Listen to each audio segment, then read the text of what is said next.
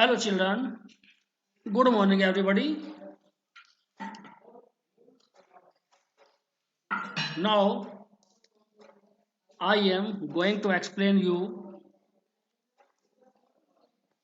class 10th,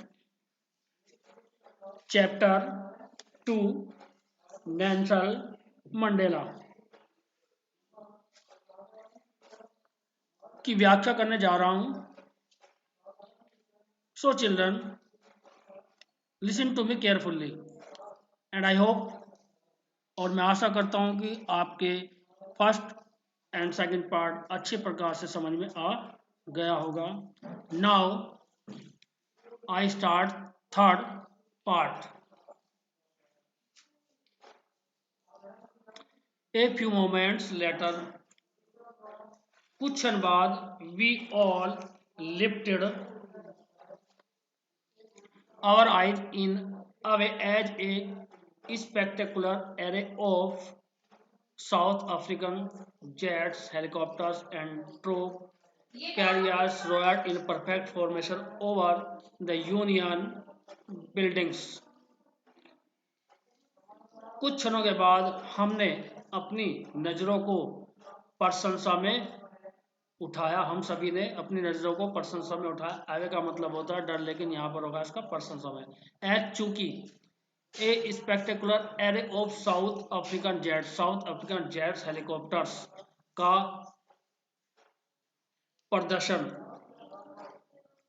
and troop सैनिकों को in perfect formation और यूनियन बिल्डिंग के ऊपर से ले जाया गया. It was not only display of pinpoint precision and military force. यह मिलिट्री फोर्स का सटीक प्रदर्शन ही नहीं था, बल्कि but a demonstration of the military royalty to democracy, बल्कि प्रजातंत्र के प्रति मिलिट्री निष्ठा का एक प्रदर्शन था. टू ए न्यू गवर्नमेंट, एक नई सरकार के प्रति. That had been freely and fairly elected, जिसको स्वतंत्र और स्वच्छता से चुना गया. ओनली मोमेंट्स बिफोर, कुछ मात्र क्षण पहले, the highest generals of the South African defence force and police,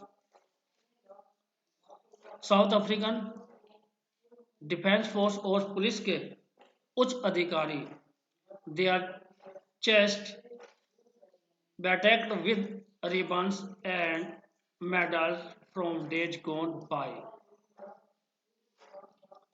अपनी छाती पर रिबन्स और मेडल से सजे हुए गुजरे. सैल्यूटेड मी, मुझे अभिवादन किया. एंड प्लीज देयर रॉयल्टी, और अपनी निष्ठा की सौगंध ली. I was not unmindful of the fact, मैं तथ्य से अनभिज्ञ नहीं था. That not so many years before, की कुछ इतने सालों पहले, they would not have saluted but arrested me, मुझे सिवाय गिरफ्तार के उन्होंने अभिवादन नहीं किया होगा. Finally a chevron of Impala jets left a smoke trail of the black, red, green, blue and gold of the new South African flag. अंत में विजय के प्रतीक इम्पाला जेट्स ने अपनी trail of the black, red, green, blue and gold धुआं को छोड़ा of the new South African flag, नए साउथ अफ्रीकन फ्लैग से.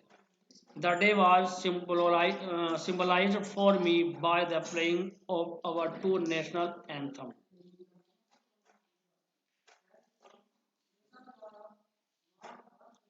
दो राष्ट्रीय गीतों को बजाकर दिन मेरे लिए प्रतीक था. And the vision of white singing Nkosi Sikelel i Africa and black singing Die Stem. White singing, Nkosi, Sikelel और अफ्रीका के गीतों को बजाकर और ब्लैक सिंगिंग और श्वेतों के डाई स्टेम गीतों को बजाकर the old anthem of Republic राष्ट्र की पुराने गीत although Dead Deny the group knew the lyric of the anthem यद्यपि डेड डे ग्रुप एंथम गीत के संगीत को नहीं जानता था। दे वाज डिस्पाइट्स उनमें एक बार हीन भावना थी। They would soon know the word by heart जल्दी ही दिल से वे शब्दों को समझ गए होंगे। On the day of inauguration उद्घाटन के दिन I was overwhelmed with a sense of history हम एक इतिहास के भाव से आत्मविभोर था। In the first decade of the 20th century 20वीं शताब्दी के प्रथम दशक में ए फ्यू ईयर्स आफ्टर कुछ दिनों के बाद the bitter Anglo bore war and before my own birth मेरे जन्म से पूर्व और एंग्लो बोर युद्ध से के कुछ दिनों के बाद और मेरे जन्म से पूर्व the white skin peoples of South Africa के श्वेत स्किन वाले लोग या श्वेत लोग भी बोल सकते हो patched up their difference अपनी विभिन्नताओं से सुलह करी and erected a system of racial domination और जातीय या नस्ल वर्चस्व के एक सिस्टम को खड़ा किया against the dark skinned people of their own land अपनी भूमि के डार्क काली त्वचा वाले लोगों के विरुद्ध। द स्ट्रक्चर संरचना they created from the base of one of the hard sets माने सख्त से सख्त उन्होंने फॉर्म को इरेक्ट किया मोस्ट इनह्यूमन अधिकतर मानव में सोसाइटीज द वर्ल्ड सामाजिक the world has ever known संसार कभी जाना है now in the last decade of the 20th century और 20वीं शताब्दी के अंतिम दशक में and my own a decade as a man और एक व्यक्ति के रूप में मेरी 8वें दशक that system had been overturned for ever हमेशा के लिए सिस्टम को पलट दिया गया and replace by one date recognise the rights and freedom of all people और सभी लोगों के अधिकारों और स्वतंत्रता के रूप में पहचानने के लिए रिप्लेस किया गया regardless of the colour of their skin और उनकी स्किन की कलर के लिए that day had come about through the unimaginable sacrifice of thousands of people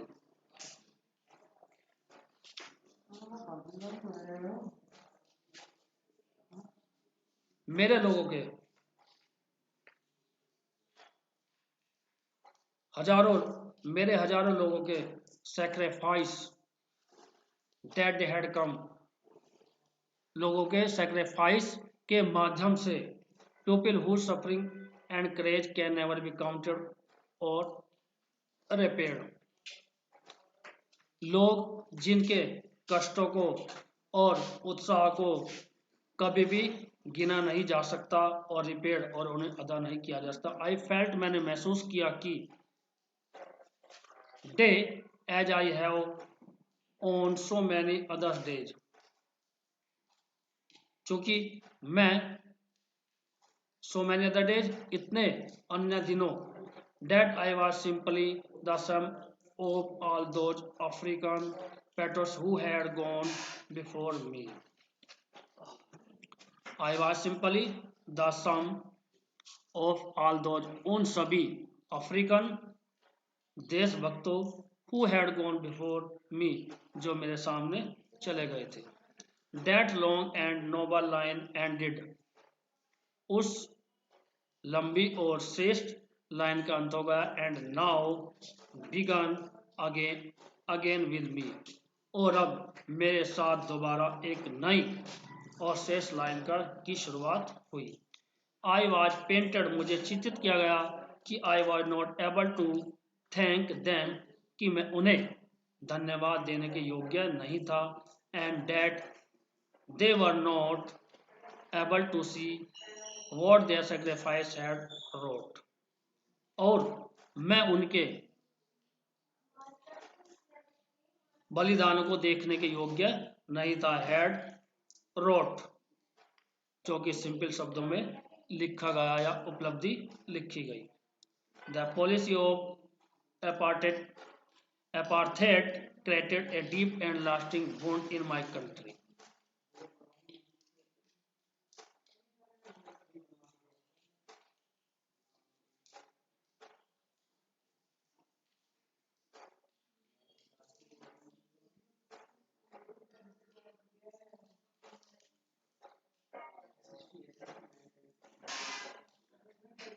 रंग भेद की पॉलिसी नीति क्रिएटेड ए डीप गहराई से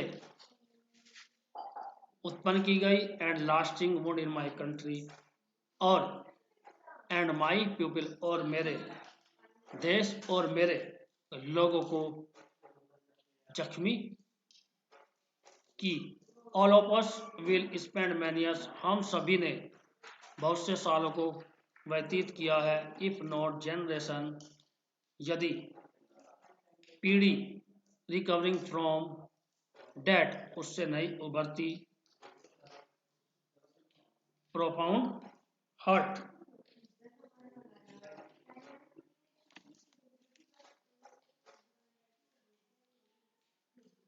गहरा दुख. But the decade of operation and brutally had another, लेकिन ऑपरेशन माने उत्पीड़न, ब्रूटलिटी मीन्स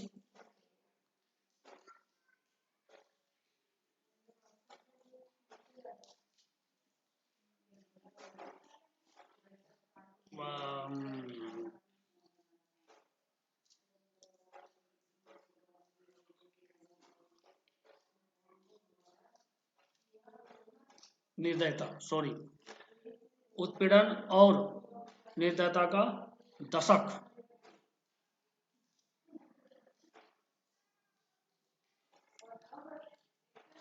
तो बच्चों यहीं पर हमारा थर्ड पार्ट समाप्त होता है. ये जो कुछ वर्ड मीनिंग्स है इनको आपको लर्न करना है.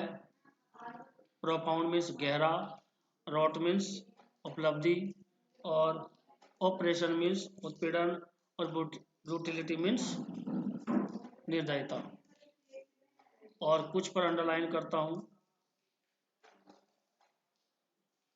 सफरिंग मीन्स कष्ट, करेज मीन्स साहस, रिकॉग्नाइज माने जानना पहचानना, डिकेड मीन्स दशक,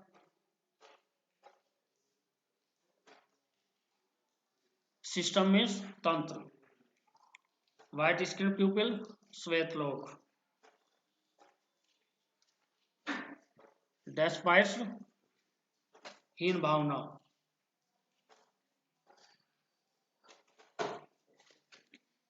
चेवरॉन विजय का संकेत,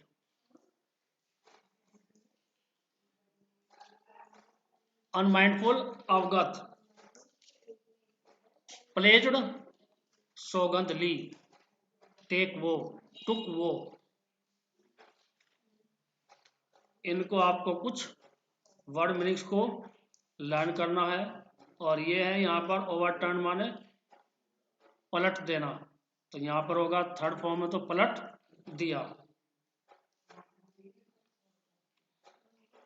तो यहीं पर हमारा ये थर्ड पार्ट समाप्त होता है और आशा करते हैं कि आप लोग भली प्रकार से समझोगे या समझ में आया होगा। और इसको समझने के लिए आपको कम से कम एट लीस्ट कई बार पाठ को पढ़ना होगा, तभी आप अच्छी प्रकार से समझ पाओगे। तो मिलते हैं आपसे नेक्स्ट वीडियो में फोर्थ पार्ट के साथ, क्लास 10th इंग्लिश।